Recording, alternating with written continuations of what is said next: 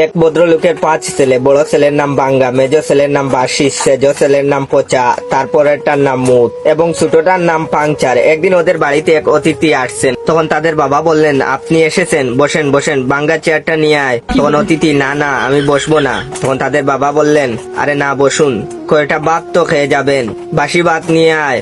তখন অতিথি বললেন, না না জাস্ট খেয়ে এসেছি, খাবো না। তখন তাদের বাবা বললেন, কিছুই খাবেন না, তা হয় না, পচা দই নিয়ে আয়। তখন অতিথি বললেন, না না দই খেলে আমার ঠান্ডা লেগে যায়, প্লিজ আমি খাবো না। তখন তাদের বাবা বললেন, তা কি হয়, কিছু না হোক অন্তত এক গ্লাস জল তো খান। এটা বলে জুড়ে ডাক দিয়ে বললেন, ওরে মুতে জল দে তো। তখন অতিথি বললেন, আপনি থামুন মশাই। তখন তাদের বাবা বলল, ইস আপনি কিছুই খেলেন না, ভালো লাগছে না আমার। তখন অতিথি বললেন, আমি চললাম, পরে আসবো। তাদের বাবা বললেন, আপনি হেঁটে এসেছেন, আপনাকে কিন্তু আমি হেঁটে যেতে দেব না।